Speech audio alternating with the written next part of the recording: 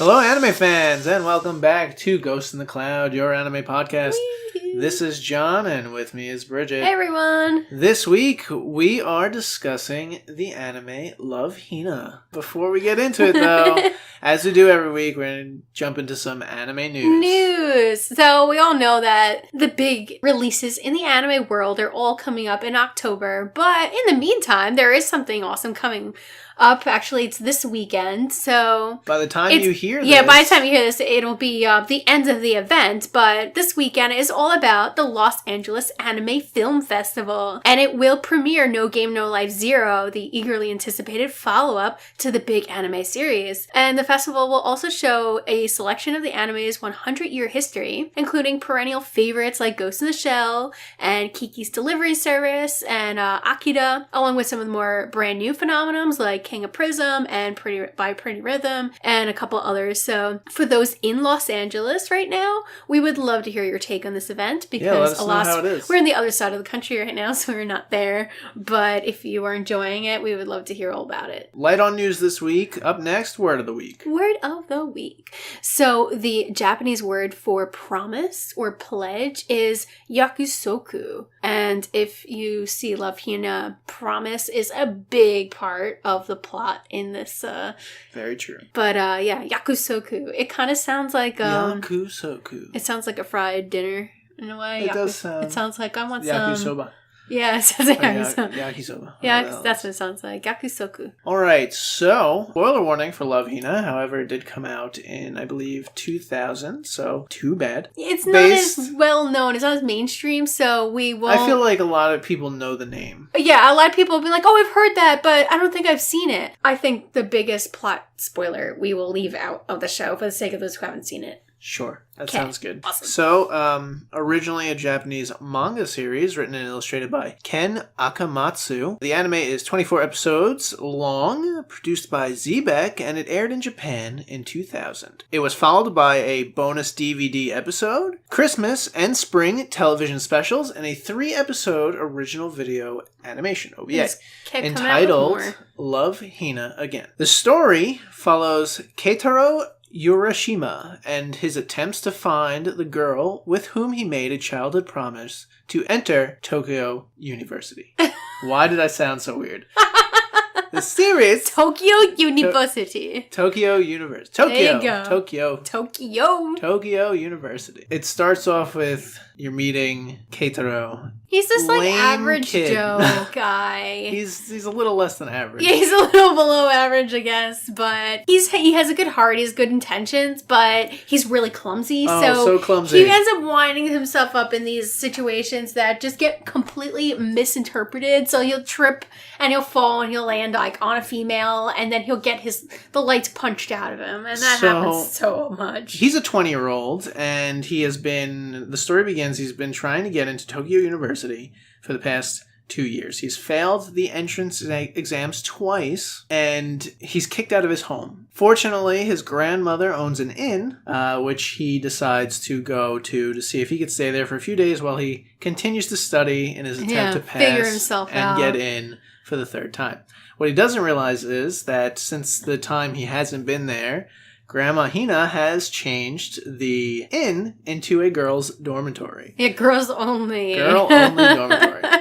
And he is very shocked by this, and shenanigans ensue, and you get to meet all of the main characters from that point on. Yeah, the female residents there. But the timing works out really well for Keitaro, because when he gets there to the inn, this tiny little adorable grandma, she decides to go on a spirit quest. That she decides to travel the world and see all the hot springs of the world, and leaves him in charge as the manager of this all-female dormitory. Dun dun dun. It's a 20-year-old's dream, I imagine. Yeah.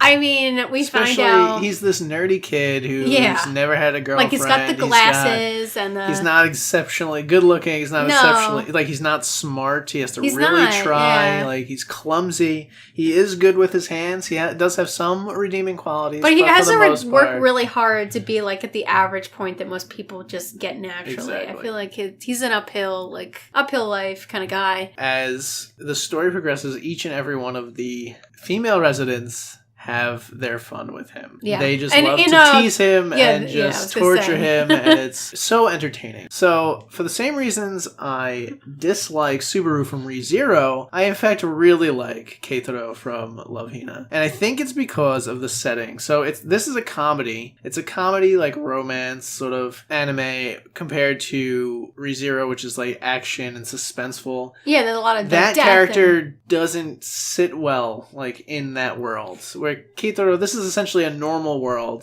This is just like an everyday thing. Yeah, it's everyday and situation. Because it's a comedy, his character makes the show so entertaining. Yeah, and I kind of like that. It's a very like local kind of just very normal life kind of feeling. I feel like the entire show it takes place in this large dormitory or in the local town around the university, and that's the entire thing for the most part. I think a couple of episodes they venture out, but it's very local people, just everyday life, and the comedy that you can find in like everyday just coming of age kind of thing. It's very cute. What drives Keitaro for what I believe is close to like 15 or 16 years, he has this very faint memory of hearing this story of how if two people in love go to Tokyo University together, they'll live happily ever after and be so just enthralled with each other. And they'll just, he have the life. There's someone he makes a promise with to go to Tokyo U, but he cannot remember her name. Yeah. He barely can remember what she looks like at times. But I mean, they were like 4 or 5 years old, so all he remembers is this promise, different. And just this has driven him for 15 years. He has failed twice. He's just like he's down in his luck all the time. He has like no confidence, and then he becomes manager of Hinata Inn, the girls' dormitory in Hot Springs, and they're not too happy about it. They're not too happy about it at first, but they come to see his sort of good points, I guess. Yeah, once they get to know him, they realize he's a good person, and it's a really fun, cute story. So like each of the characters are vastly different from one another, and another reason why I love this show, each of the girls, and there's I just have to say when you're first telling me that you liked the show. You weren't just like, oh, I enjoy it. Let's watch some more. You were like, I really like this show. Can we watch another one? So, I did not. I've heard of this anime for a long time. I was just like, that doesn't seem like something I would enjoy. I always was very picky with the animes I watched. I kind of just stuck to like very picky. The Dragon Ball Z's of the anime world and stuff like that. So I also never really was very into anime comedy. Like although I enjoyed it, it was never something like I sought out. 5 episodes in, I fell in love with this show. I'm just like, this is so entertaining, and I don't know why. But you were like so gung-ho about it that I thought at first that you were being sarcastic and you were like making fun of it. You're like, no, I really love this show. This show is the best. I think it's my favorite comedy. And I'm like, you're joking, right? It's hands down one of my favorite animes. They have these sort of just reoccurring bits. It's like slapstick comedy. It is, yeah. And it's so entertaining. Poor Keitaro is constantly, he doesn't just get knocked out. He ping-pong balls off of walls as it gets knocked out. And physically and mentally to the ground. It's just all the time. And there's these residents of Hinata Inn, this girls' dormitory in Hot Springs, which also brings a lot of sort of funny moments. There's like 5 main female characters. Like big characters, yeah. You have Naru Segawa. That's a rough name. Koala Su, Mitsune Kono, Shinobu Mahara, and Motoko Oyama. Ayama. That's, sure. And each of them have their own distinct personality. Koala's this like young 13-year-old girl. She's just like high energy, incredibly smart, doesn't really understand like social cues very well. She also is not a native Japanese person. She's like Middle Eastern. Yeah. And she is staying and going to school in Japan. Mitsune is this older girl. She's 19. She's kind of like the drunk party girl. Yeah, she's reached the drinking age in Japan. She's always just looking to have fun. She has no sort of like real aspirations aspirations, which is life's one big not party. not like a bad thing. I think she took the hot springs budget and like bought alcohol many times and party over. supplies Many times over. and just went all out. You have Motoko, who's this steadfast, rigid woman. She's a nice person, but she doesn't deal with men, and she's this master swordsman. Yes. And she has this attitude about her, which isn't a bad attitude, but it's like, it's very just like everyone's distinctive. Yeah, like she doesn't believe and you in have relationships. Shinobu, who is, I believe she's the youngest of the group.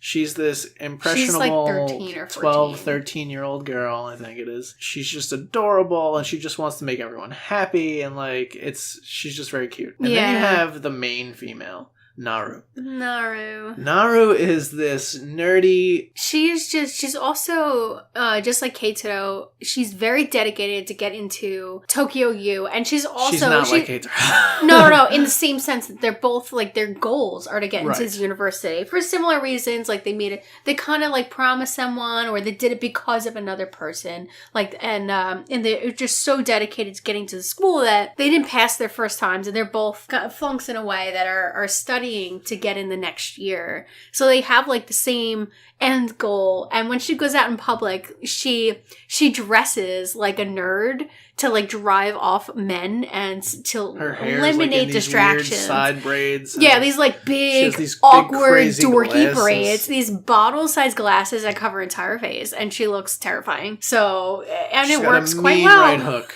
Yeah, she punches Keitaro a lot. So Keitaro somehow convinces these girls to let him become the manager at Grandma Hina's request while she travels the world. There's other characters like Haruka, who's Keitaro's aunt. She manages the tea house just right around next like, door. The corner. Yeah, she like pop in and she'll she's help a side character. You have some other characters like Keitaro's friends who pop in from time to time. And you get the relationships and the building of these relationships between Keitaro and each of these females. I'm just watching you smile as you like thoroughly enjoy describing these characters.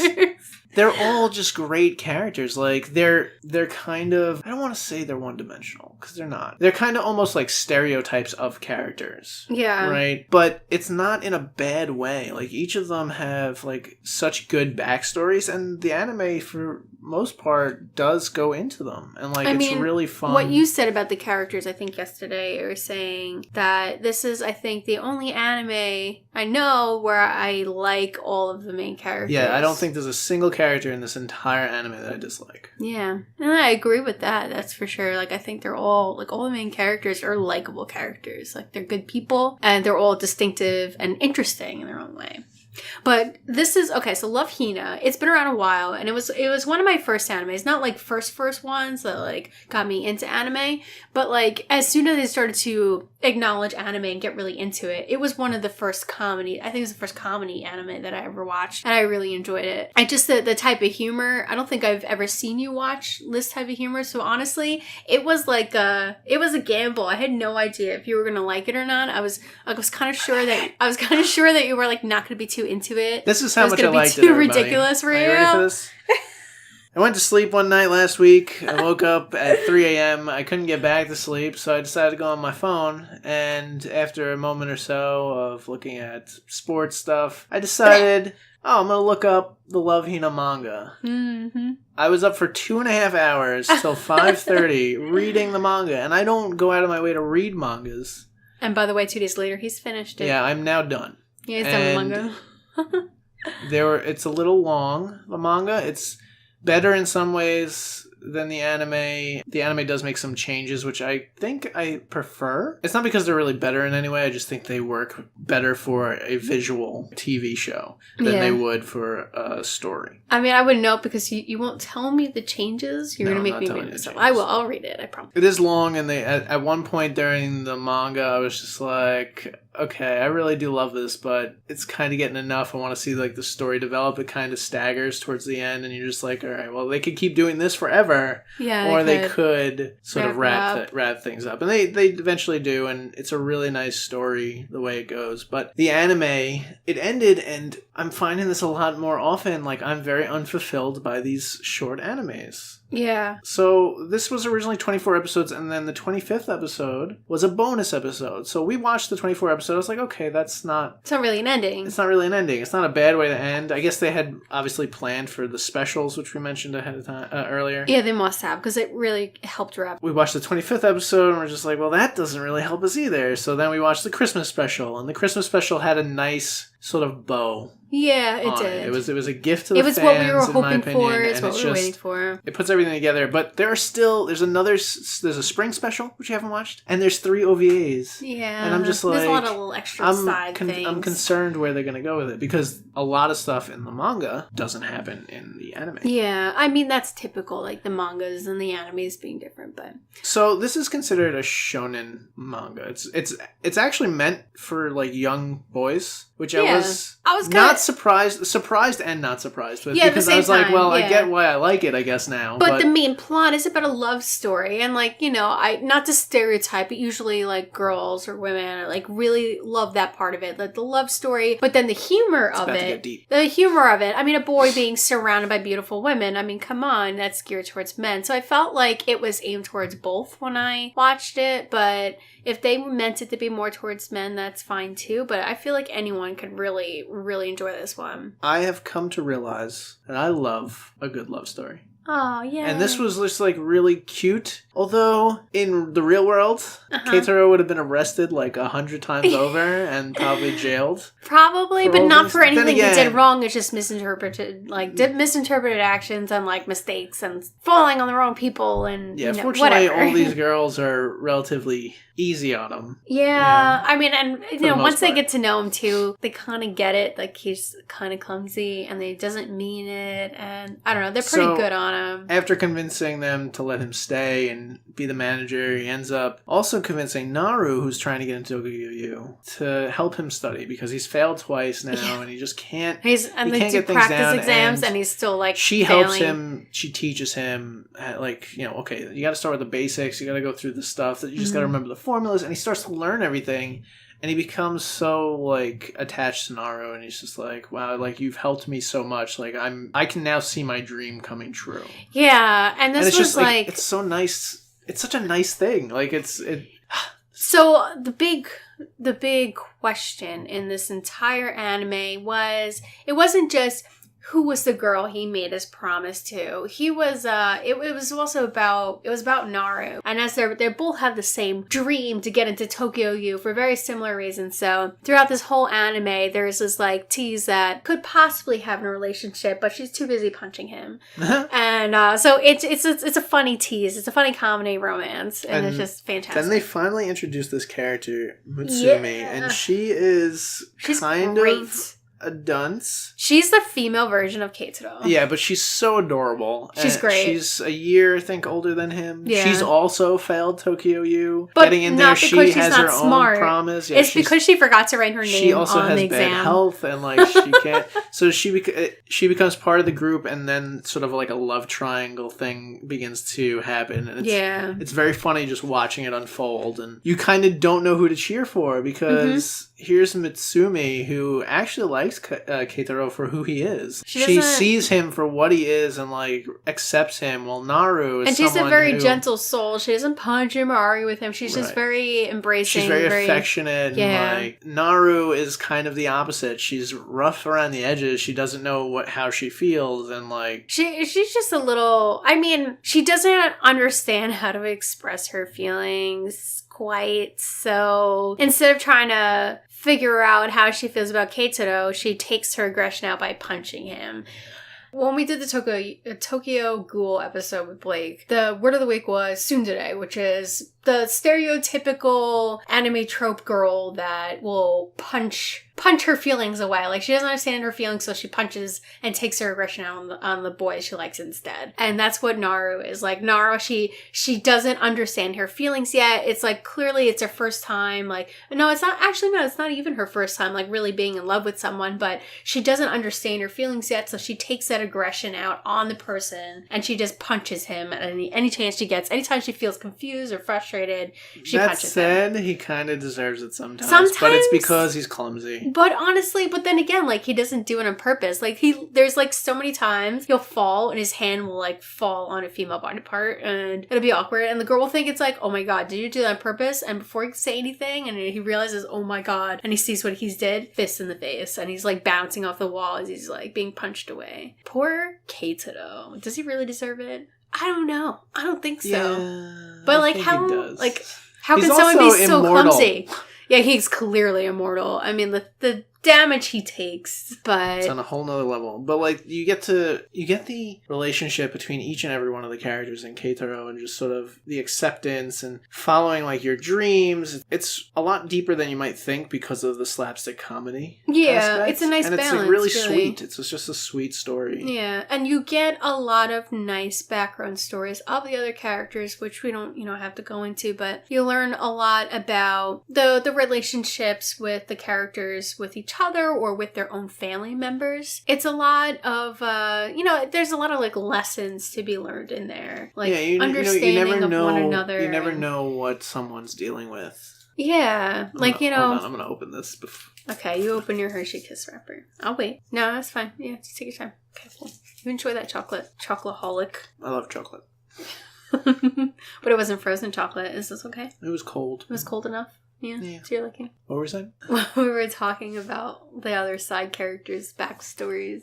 The backstories of each of the characters to a degree, and you're just like, you understand their struggles that they have as well, and you feel for each and every one of them. And you're watching, as they overcome their problems, you watch them like grow up a little bit, learn a little more about life, and it's something like we've all had to do, and it's it's really coming of age. Who do you think is best fit for Keitaro based on the ones I spoke about? I mean, so we discussed Motoko, Koala, Mitsune, Shinobu, there's all Naru, these girls, right? But Mutsumi. Really it comes down to the two. There's one girl that has a crush on him, which is the very young one, Shinobu, but Shinobu is adorable. She's adorable, but she's very character. young. She's much younger than everyone else. She's still really a child. She overreacts to everything. Yeah. It's really entertaining to watch that. She's cute, but it's just a little girl crush. She's very young, and she's she's not really considered. She's too young. But it really comes down to Naru and Mutsumi. Clearly, like without any question, Mutsumi is the most compatible with Keitaro. She's easygoing. She accepts him exactly the way he is, which is, I think, very important in any relationship, that you don't try to change them. You don't have any problems with who they are as a person. You accept them the way they are, and that's love, and that's relationship. And with Naru, she has a lot of problems with his behavior, or with maybe some of his life choices, and she gives him a hard time. And their relationship is also a constant struggle. It's an uphill battle, really. It's never easy. Yeah, it's not easy at all. But you know what? And you kind of wonder, is it worth it? Is it maybe not even worth? But if it wasn't meant to be. Maybe it's not. You also realize as time goes on, you're not supposed to make that decision. Yeah, you're supposed to let them make the decision. But the thing is, usually in animes, when there's some kind of love triangle or there's like a love rival, they kind of help you gear towards rooting for one character. And in this one, you really, Mutsumi and Naru they're both so likable. They're both really cool people. I know I said out loud while we were watching, I don't know who to root for. Yeah, it's so hard not to pick one or the other. You like both of them. And even now, I don't think I could really just root for one person, but I have to say that Mutsumi is more compatible with Keitaro. So the story is just this, it's an epic love story wrapped in a slapstick comedy, so worth the watch, and just make sure you watch the Christmas special at the very least. Yeah, that really is the ending episode. It's not even just a special. Without that episode, we can't say that we haven't seen the other stuff. I say that because I've finished the manga. Rub it in. But if you don't watch the Christmas specials, then you're kind of missing the ending episode, really. So I was looking at this online. People are saying how they prefer the manga, and I feel like that's the general consensus when it comes to manga. It's to animes. I hear that.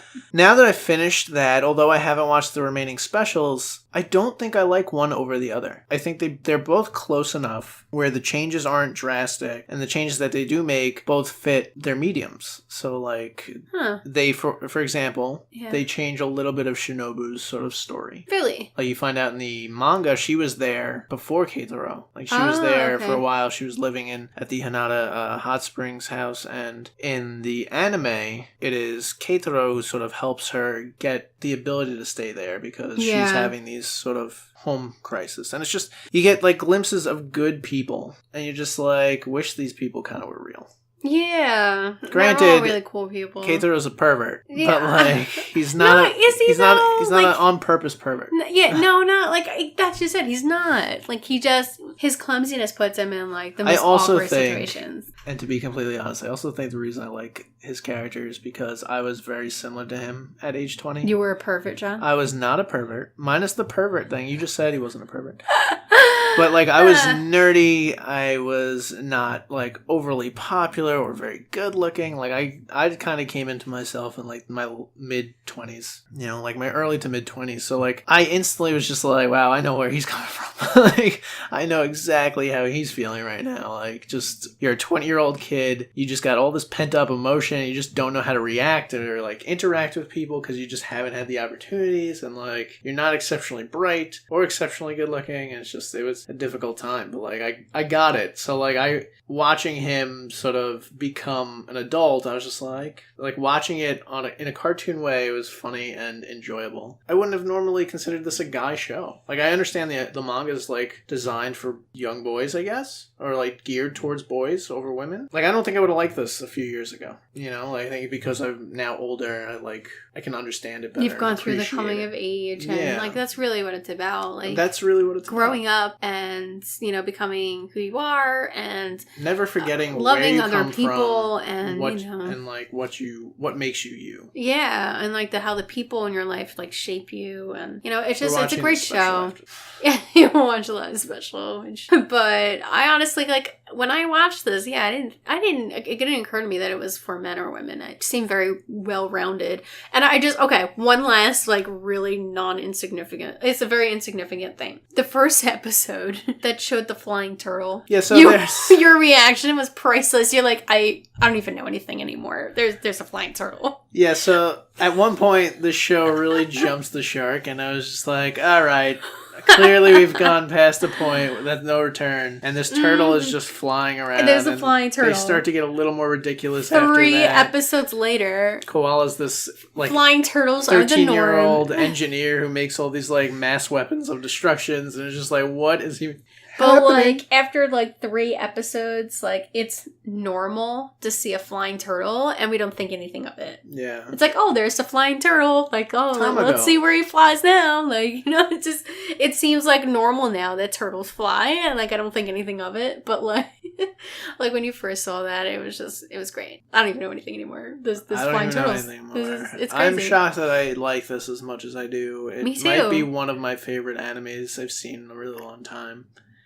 Like, I recommended this anime to you, and I'm still like, wait, really? Based on what we've done. Other than Food Wars, I really did like Full Moon with Sagashite, which I didn't see coming either. Oh, well, that was my favorite. I also like Fruits Basket, which I'm just a sap. That's really what it comes. I'm a big softie. No, it's. I mean, yeah, but it's not just that. Like they're just really good stories. They're really deep, heartfelt. Like it's not just about someone falling in love with someone else. It is like really deep meaning about who you are as a person and like growing up and like it's just overcoming like life's biggest obstacles. Like it's never more giving than up just, on yourself. Yeah, it's more than just a love story. It's like Harry Potter. It's about friendship and loyalty. I actually was thinking about Ron and Hermione when I was yeah, thinking like about there's them more earlier. than just a love story. There's so much more there. So yeah, I'm glad you liked it though. I'm surprised how much you liked it because like I've never seen you watch this kind of anime, but pretty awesome. I've been up many nights unable to sleep, so I just would read and I would get like 40 chapters I can't believe in you and be finished like, the oh, manga. I gotta go to bed. Which reminds me, I was thinking today, I want to do an episode soon on my absolute favorite movie of all time. Not just favorite anime movie, I mean like favorite movie of all time. And you'll know it when you hear it because it is the best movie. But